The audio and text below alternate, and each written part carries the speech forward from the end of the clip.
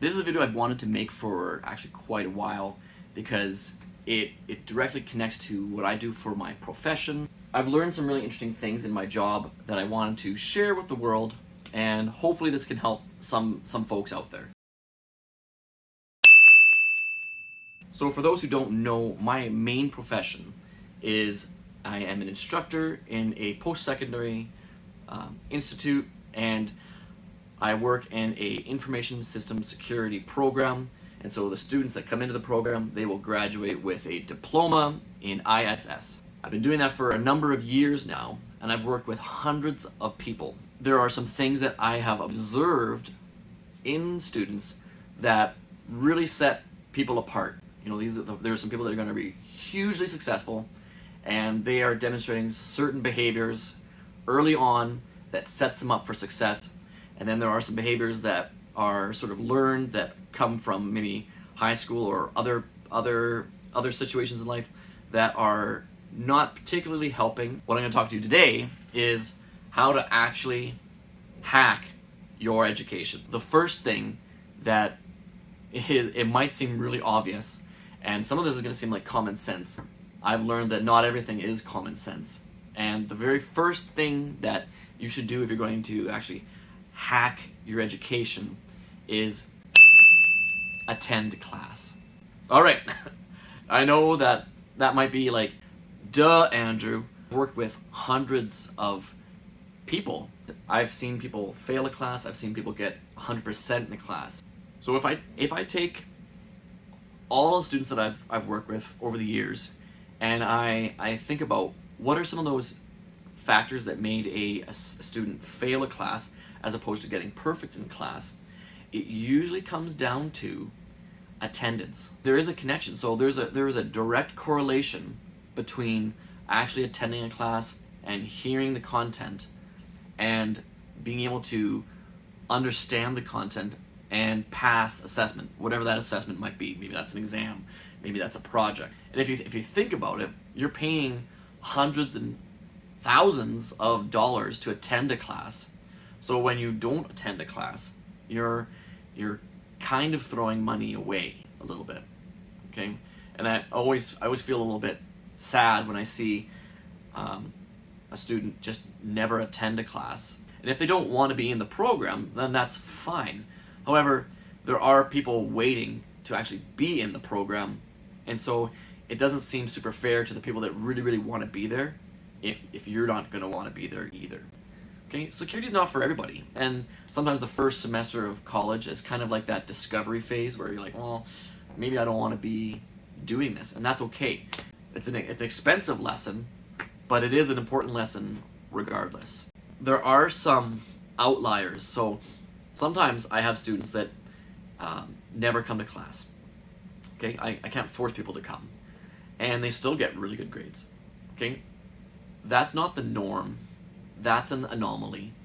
Okay, if you're thinking, well, I can get fine grades and never come to class, you might, but it's a bit of a gamble. Second hack for you is engage with the content. This will be such a big benefit to you. Is when you're presented with the material, you've given a giant PDF, you've got a book, you've got slides, you've got lectures, you've got activities, you've got labs. Actually, like, engage with it. When you get that stuff, do it. Right? Most of this stuff has been created for a purpose, and that purpose is to help you learn whatever the subject is that you're in class for.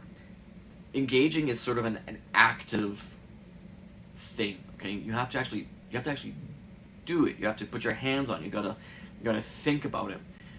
The folks that use content as a passive osmosis don't have as strong a grasp on the content as the folks that actively engage with it.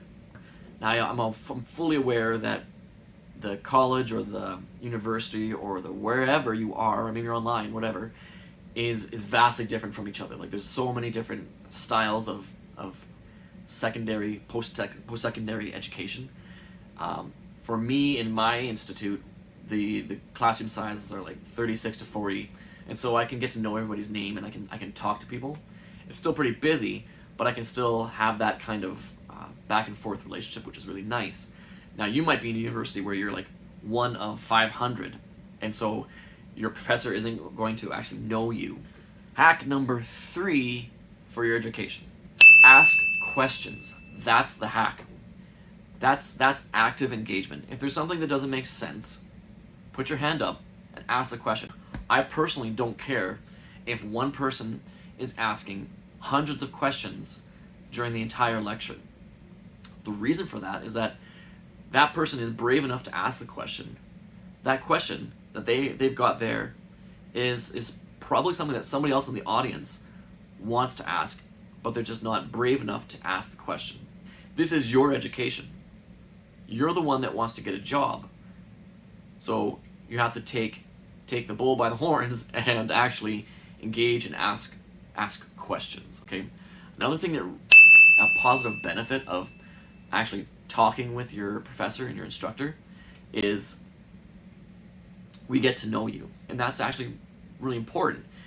Industry people often will call me and say, what do you think about this person? I want to say they're a hard worker, they're engaged, they are excited about the content. If you've never talked, it's hard to know who you are, okay? And most instructors get into this job because they want to help people. Most people do. As well, this kind of applies to the attend class as well. If you've never attended class, then I don't know who you are. I've been in industry for a while, so there's a little bit of credibility there. And so if I can speak about you to my friends in industry, then that lends to more credibility to the resume that you've given them, because you're going in there with no experience in that relationship, so they don't know who you are. But when an instructor or professor says, this person's great, that all immediately will get you to the top of that resume list. A challenge that a lot of people have faced and are going to face is being online. Okay, online is great because it makes education accessible all over the place. You could be on the other side of the country, you could be on the side of the planet, and if you've tuned in, then you're there to learn and you're good. All of these hacks also apply to online environment, but you have to work a lot harder to make it happen. You could be in an online class, you could be tuned in, and that's great, but your camera's off, and so the instructor never sees you. And there's an element of that relationship building that is really hard to do online if a camera is never turned on. Now, I know that people are not comfortable turning their cameras on. I've given up telling people to turn their cameras on. And I've actually gotten in situations where I've been walking through the mall and somebody comes up to me and says, hey, Andrew, how's it going? And I'm like, oh, I was in your class. I had 3 classes with you. We essentially we spent 2 years together. And it was an online class, and I'm thinking like, whoa, I have never seen you before in my life. I'm thinking that. And I don't think that's good. Think about that. When you're in online, everything is a little bit harder. Attendance is harder. Engaging with the content is harder because you got a lot more distractions. And getting to know your instructor, it's a bit harder. Okay? Some people can nail it. Some people can do really well online. Okay? They've got their camera on, they're asking questions, they're engaging, and the degree of relationship building with those folks is the exact same as if I was sitting or standing directly in front of them.